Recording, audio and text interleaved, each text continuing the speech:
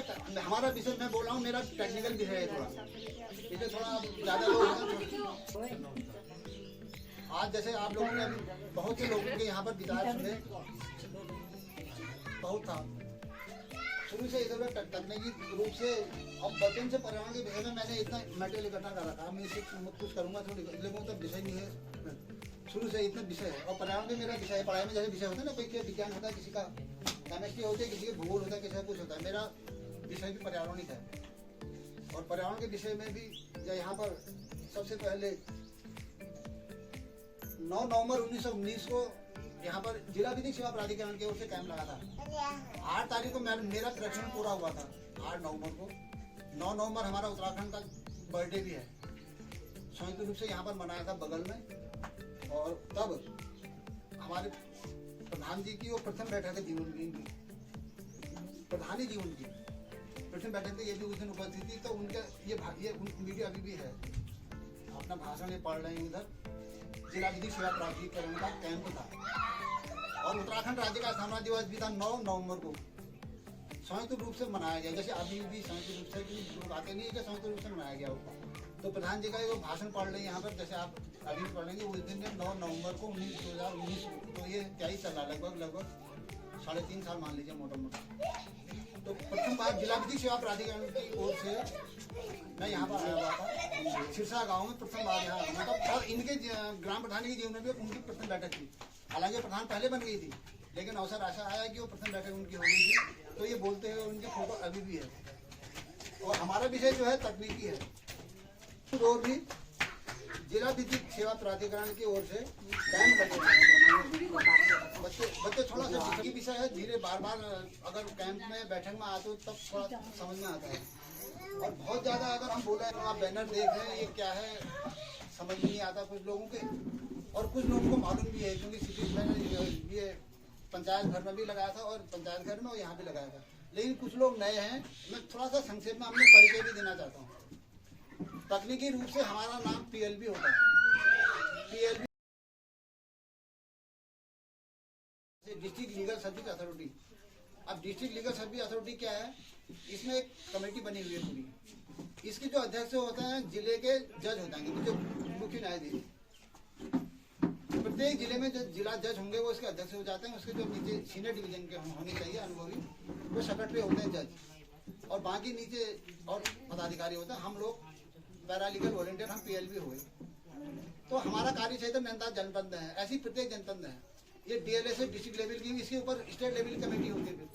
उसमें जो high court का चीफ जज होते हैं वो उसका अध्यक्ष होते हैं, और अधीनस्थ जो जज होते हैं वो सेक्रेटरी अन्य पदाधिकारी होते हैं। और उसके बाद सुप्रीम कोर्ट में नेशनल लेवल की कमेटी होती है, नालसा कहते हैं उसको, नेशनल लीगल सर्विस अथॉरिटी कहते हैं उसको।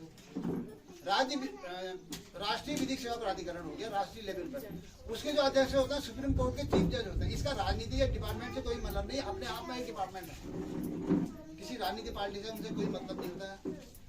और प्रथम बार उस समय जो सुप्रीम कोर्ट के 89 में सुप्रीम कोर्ट के तत्कालीन जो सुप्रीम कोर्ट के चीफ जज थे PN भगवती जी, उन्होंने मेरे जैसे PLB का उद्घाटन किया था तमिलनाडु के पेरामदूर में। सबसे पहला PLB का उद्घाटन किया था।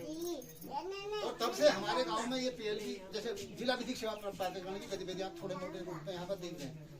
व्यक्तिगत रूप से इस गांव का निवासी होने के कारण मैं चाहता हूं कि यहाँ मैं प्रत्येक महीने कैंप लगा दूं, लेकिन यहाँ पर आप लोग देख रहे हैं सपोर्ट नहीं मिलता है। हमारा गांव है, मैं हर महीने कैंप लगाऊं, यहाँ पर अलग अलग विषय में आते हैं, लेकिन लोग आते ही नहीं। कहोगे किससे? जैसे मैंने आपको बताया टेक्निकल विषय होता है थोड़ा, और समझने और सीखने का है। अब सहयोग नहीं मिलता है, 19 साल से आज लगभग 3.5 साल हो रहे हैं, तो लोग आते ही नहीं, तो क्या करोगे कैंप। ये तो विश्व पर्यावरण दिवस आज मैंने कोशिश की है संयुक्त रूप से, जो ये है आंगनबाड़ी इनके सहयोग से भी हो गया, थोड़ा बहुत कार्यक्रम हो गए। यहाँ का निवासी होने के नाते मैं तो प्रत्येक महीने कैंप लगा दूँ, लेकिन सहयोग कोई आए उसके लिए। अब जैसी गतिविधि होती है आप लोग जैसे सहयोग करोगे वैसे होगा। जनपद नैनीताल में करते हैं हम लोग। राष्ट्रीय विधिक सेवा प्राधिकरण सुप्रीम कोर्ट के जब चीफ अध्यक्ष हुए 89 में, उन्होंने तमिलनाडु के पेरामदूर में प्रथम PLB का अपने हाथों से उद्घाटन किया। उसके बाद अभी कार्यवाहक हाई कोर्ट के जज हैं मोहन तिवारी जी, उनका मूल निवास यहाँ पर लुइसाल में है। उन्होंने अपने प्रभाव का उपयोग करते हुए वहाँ पर एक मॉड्यूलर कैंप लगाया था। वहाँ पर भी हमारी ड्यूटी लगी थी, अभी बहुत सारे डिपार्टमेंट के लोग वहाँ बुलाए थे, बहुत बड़ा कैंप लगा था अभी लुइसाल में। वहाँ भी हमारी ड्यूटी लगी थी, वहाँ भी हम गए थे। तो लोगों के जिनके काम नहीं हो रहे थे वो काम हुए। अब एक विषय यह है कि जिला विधिक सेवा प्राधिकरण क्या काम करता है, सबके मन में होता है।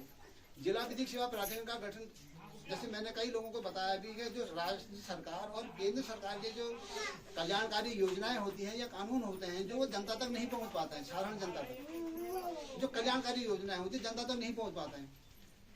अधिकारी जो होते हैं रिटायरमेंट हो जाते हैं या उनको प्रमोशन हो जाता है, उनको इस बात का मतलब नहीं रहता है किसी गांव में या शहर में किसी व्यक्ति का काम हुआ है नहीं हुआ है। उनके ऑफिस में जाओगे, कागज सही में कार्य करते हैं, नहीं तो नहीं करते हैं। और जो वो कानून बनाते हैं, कल्याणकारी योजनाएं कानूनी के रूप से माध्यम से ही जनता तक पहुंचते हैं, और वो कानून सरकारी कर्मचारी उतना नहीं करते हैं।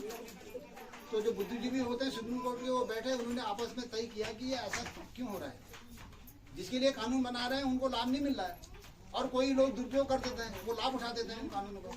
तो इसलिए ये जो है जिला विधिक सेवा प्राधिकरण या राष्ट्रीय विधिक सेवा प्राधिकरण जो भी कह लो, या राज्य विधिक सेवा प्राधिकरण का गठन हुआ है अलग अलग स्तर पर। तो मुख्य रूप से जिला विधिक सेवा प्राधिकरण का जो गठन होता है, तो मुख्य रूप से उन लोगों के लिए काम करता है जो वंचित हैं, जो श्रमिक हैं, जो विधवाएं हैं, जो असक्त हैं, जो परित्यक्ता है, जिनको पूछने वाला कोई नहीं है, जो दिव्यांग हैं, ऐसे लोगों के लिए विशेष रूप से कार्य करता है। और अगर उनको हेल्प की जरूरत होती है, उनको हेल्प भी करवाता है।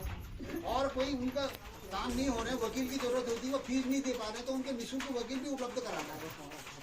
ये संक्षेप में हमने यहाँ पर संक्षेप में हम बता रहा हूँ, क्योंकि टाइम भी बहुत है, मैं शॉर्ट में, क्योंकि बड़ा टाइम लगाने के लिए कभी लोग इकट्ठा भी नहीं हो पाते हैं। अब पर्यावरण क्या है ये लोग आप लोग समझते हैं। पर्यावरण के मुख्य तत्व बहुत सारे होते हैं, जैसे प्रदूषण होता है, ध्वनि प्रदूषण भी है। एक सीमा से ज्यादा आवाज आ जाती है, हमारे कान में प्रतिकूल प्रभाव पड़ने लग जाता है।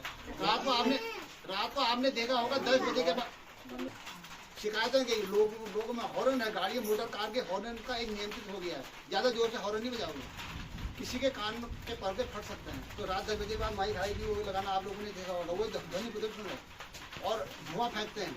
इसलिए गाड़ी के निश्चित रूप से सर्विसिंग होनी चाहिए, और रजिस्ट्रेशन भी कैंसिल कर देते हैं अगर ज्यादा सीमा पर। भूमि के और पर्यावरण के मुख्य तत्व हवा है, भूमि है, जल है, वायु है। प्राण वायु, ऑक्सीजन को प्राण वायु कहते हैं। हवा दूषित हो जाती है, इसलिए स्वच्छ वातावरण को स्वच्छ किया जाए। और ये जो आप डस्टबिन देख रहे हैं, गीला कूड़ा और सूखा कूड़ा, ये इसीलिए रखा है। गीला कूड़ा के लिए अलग रखा है और सूखे कूड़े के लिए। गीला कूड़ा इसमें रखेंगे, उसको हम पैक करके खाद बन जाती है उसकी, वो मिट्टी में मिल जाती है। जो सूखा कूड़ा होता है, कहाँ से प्लास्टिक है, सुई है, इंजेक्शन है, ऐसी चीजें गलती नहीं है, वो हमारे जमीन के अंदर या कहीं पर खा जाए तो वो सड़ती गली नहीं, इसलिए वो अलग रखा गया है। नगर पालिका उसको ले करके उसको उपचार करती है और उसका रिसाइकिल करते हैं। 3 R है पर्यावरण टेक्निकली, उसको 3 R गए हैं, रीयूज, रिसाइकिल और रिप्रोड्यूस करते हैं। उसको दोबारा नया माल बन के फिर बाजार में आ जाएगा, फिर ले जाएंगे खूब है, उसको दोबारा उपयोग करो, ज़्यादा से ज़्यादा दोबारा उपयोग करो। तो 3R कहते हैं, टेक्निकली होता है 3R अपनाओ कहते हैं। ऐसी चीज़ जो नहीं सकते हैं उसको अलग रखना है, उसमें अलग रखना है। यहाँ तक गाँव में भी डस्टबिन पहुँचा दिया सरकार ने। और कूड़ा जहाँ पर जल है, वायु है, हमने प्राकृतिक जल से मालूम जैसे सफाई की, साफ सफाई हो जाएगी, तब हम पानी को पी भी सकते हैं, वहाँ पर नहा भी सकते हैं। नहीं तो कभी कभी जल इतना दूषित हो जाता है, हम नहाते हैं, हमारे शरीर में पूरी खाल खराब हो जाती है, और जब उसको अगर हम पीते हैं तो वो तो हमारा स्वास्थ्य पे इतना प्रतिकूल प्रभाव पड़ता है कि हम कह नहीं सकते। और थोड़ी देर के लिए छोटा घूंट जल पीने से हम पता चला कि हम कितने महंगे बीमार हो गए। ये तो साधारण सी बात है। तकनीकी रूप से कुल मिला के हमने जैसे वृक्ष, जैसे विषय बहुत लंबा होता है, तो संक्षेप में हमारे पास भी पुस्तकें हैं, तो मैं पुस्तकों भी बहुत ज़्यादा न बोल के थोड़ा पुस्तकें भी जितनी जहाँ पर करना चाहूँगा। आप लोग कोई जैसे बच्चे हैं, एक पुस्तक आप ले लो, उसका नाम हो गया होगा, हाँ